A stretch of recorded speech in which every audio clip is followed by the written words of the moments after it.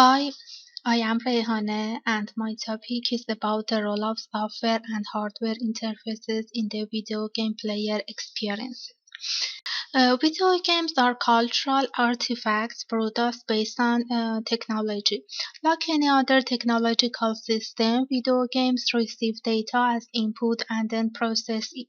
They then display feedback to the player in the form of output information. It is through this real-time and fast process that the player interacts with the game and experience a sense of presence.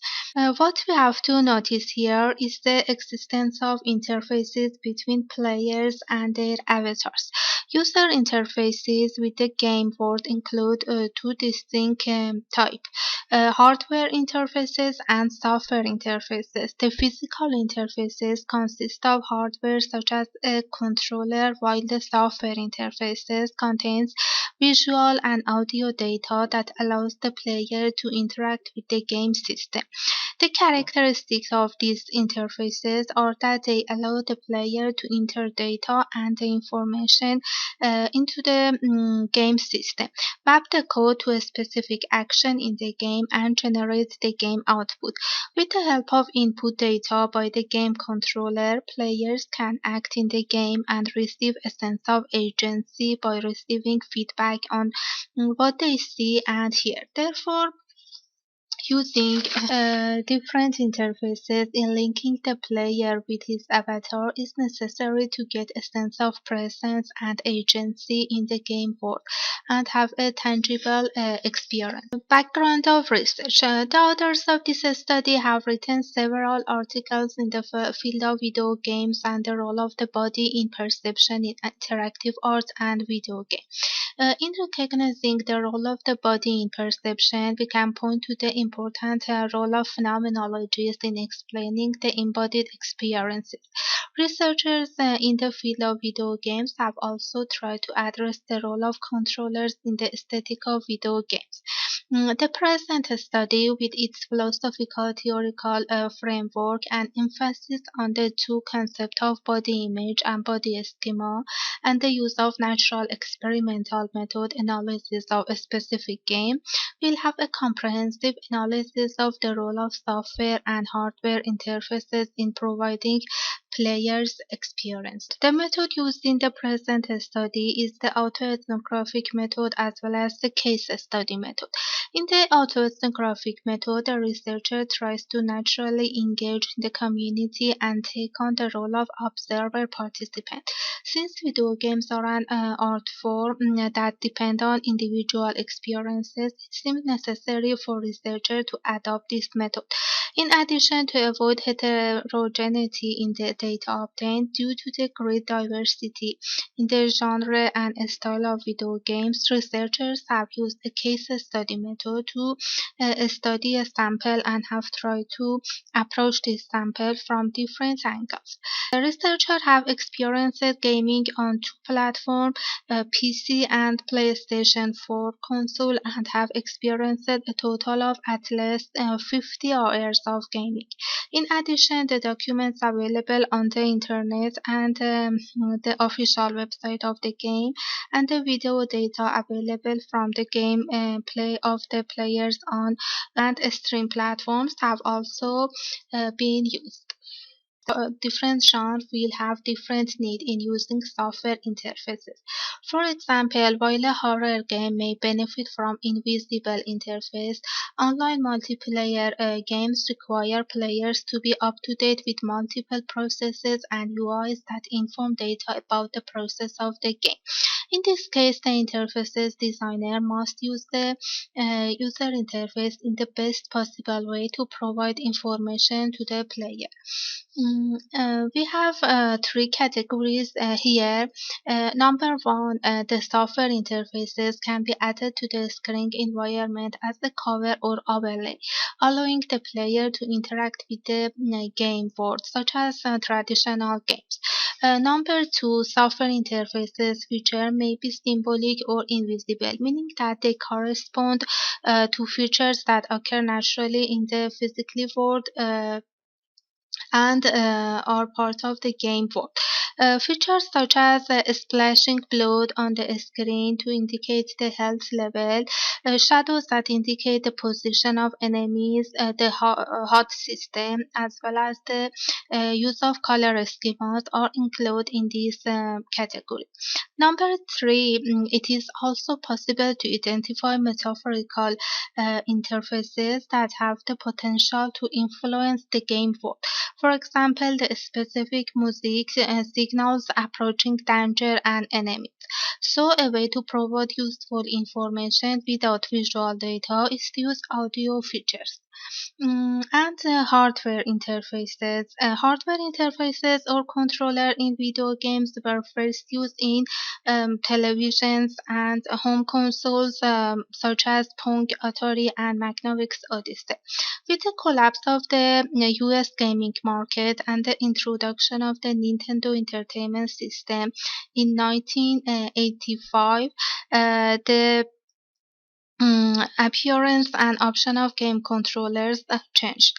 The Nintendo controller included the D-pad that allowed the user to interact more easily by game. The next major design was the 1997 PlayStation DualShock, which formed the core element of Sony controller and was designed to be held with both hands. In this type of controller, the player's action is symbolically mapped in the game. For example, pressing a square button may cause a nuclear power plant to explode in the game. These controllers allowed for more complex gameplay and button combination. In 2000, Sony released its camera-like device, the iToy, for the PlayStation 2, and later the PlayStation 3 introduced a motion detection camera called the PlayStation Eye. In this hardware interface, the player could move freely in front of the screen by removing the controller, and the whole body was measured and recognized by the game console. In 2006, Nintendo introduced the Wiimote controller, which had a motion detection system based on an accelerometer and an infrared optical sensor, allowing the game console to detect bodily functions. This controller turned its attention to game genres that were deliberately designed based on movement. In this type of controller, the player can have imitative actions such as hitting in a tennis game by holding the controller in his hand. Virtual embodiment is a technological extension like the blind man's cane in Merleau-Ponty's famous description, because both expand the perceptual access and agency. The cane of a blind man is at first experienced as a detected object, but after we get used to it, the focal awareness of the cane is diminished, and it becomes a perceiving object, a transparent device through which a blind man senses his surrounding. Once the stick and its use are mastered, it becomes an element of a blind man's body, which means that it doesn't only extend the body outside its natural boundary as a bodily extension, but is rather brought into the body as bodily incorporation. Merleau-Ponty refers to the body as a material object, the objective body, which persists in objective space and has an inner and an outer side, separate by a boundary, which is the skin. However, his account refer also to the phenomenal body, the lived body, the body as a locus of intentional activity in the world and its relationship of habit, forming the body schema. When a used technological artifact is mastered, it withdraws from the focal attention and integrates into the body schema. Then a new body synthesis emerges and a renewed body schema with expanded perceptual capacity and extended agency capabilities. Drawing on Merleau-Ponty's study of blind man's cane, the body is a venue of intentional activity, and it represents an open structure that is modified by the integration of non-bodily object tools, allowing further potentiality to itself. An important idea in phenomenology is that our sense of presence is closely related to our material body. So being here or there means that we are physically embodied in here and there. However, the latest remote presence technologies such as video games and remote robotics devices complicate the concept of presence. Users of these technologies gain a sense of presence in the environment as it is real or visual. In general, in video games, the player is identified with his avatar because the avatar acts as a place of perception and action, allowing the player to adapt to the game environment. While doing this, the player transfers many elements of physical and spatial world to the virtual environment. Sean Gallagher provides a comprehensive information about body image and body schema. He argues that embodied perception limits and determines perception processes, and that this process is pre-noetic or pre-reflective. That is, it is before any knowledge. Gallagher put forward his theory in opposition to Descartes' cogito, who ignored the role of body. As we can see in the table, I have to describe three notes that is mentioned by Gallagher. First, the body image has an intentional status that is it is either a conscious representation of the body or a set of beliefs about the body. Although the perceptual, conceptual, and emotional aspect of the body image are not always actually present to consciousness, they are nonetheless maintained as a set of beliefs or attitude, and in this sense are intentional. Number two, in the body image, the body is experienced as an owned body, one that belongs to the experiencing subject. In contrast, the body schema function in a subpersonal, unowned, anonymous way. In part, this distinction involves the issue of control. And number three, the body image often involves an abstract, partial, or articulated representation of the body insofar as conscious awareness typically attends to only one part or area of the body at a time. The body schema, on the other hand, function in a holistic way. A slight change in posture, for example, involves the global adjustment across a large number of muscle systems. This can also be seen in the fact that various proprioceptive inputs coming from different parts of the body don't function in an isolated manner, but add together in modulating postural control. Thus, although body schema is conceptually distinct from body image, they are frequently functionally interrelated.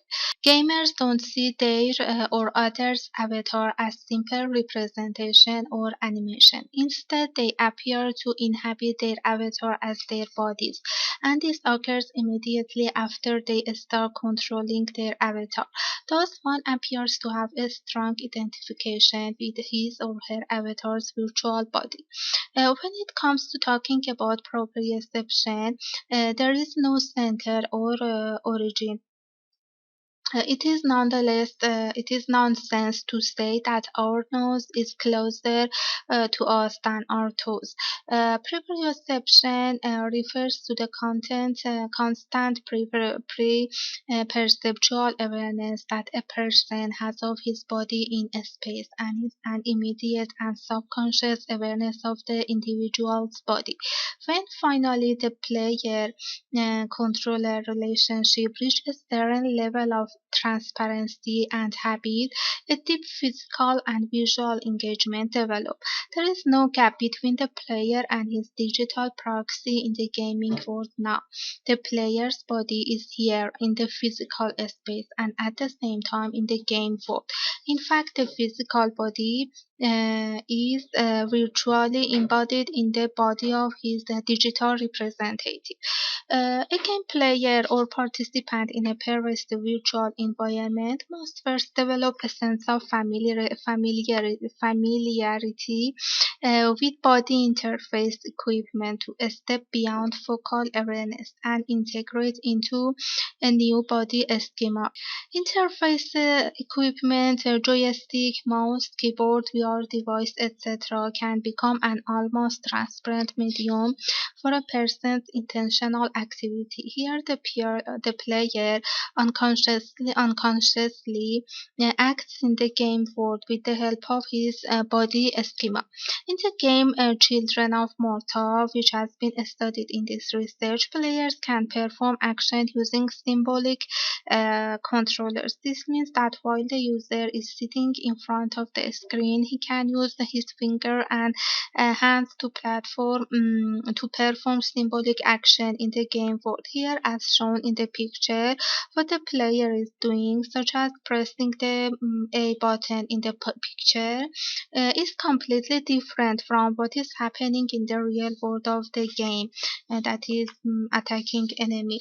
Therefore, there is no homogeneous relation between the player's real body and his virtual body in the image shown to the player to unconsciously reconstruct the body schema. What the player sees or hears play a significant role in the performance of the body image in video games. What the audience sees in front of them on the screen can consciously create a body image for them. In the game Children of Morta, as shown in the picture, the software relationship in the form of the uh, cover is used to express information to the user. As can be seen in the picture, the player can see his second body from the third person view, an external angle, and is aware of the appearance of his body in action. In the toolbar, information such as avatar, face image, health, and the power and characteristic acquired by the player are seen. In addition, the game uses a symbolic software interfaces. This means that due to the player being harmed and lost his health, they see a flashing red color around the screen, which is a warning sign for the avatar's health.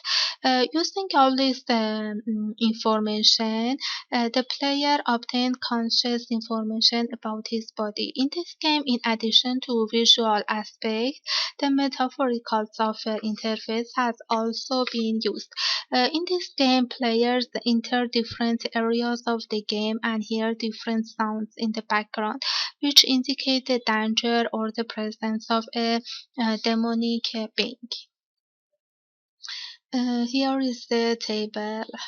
Here, the relationship between body image and body schema must be considered. The player's experience in video game and the formation of the concept of body image and body schema is formed by combining the capabilities of both software and hardware interfaces.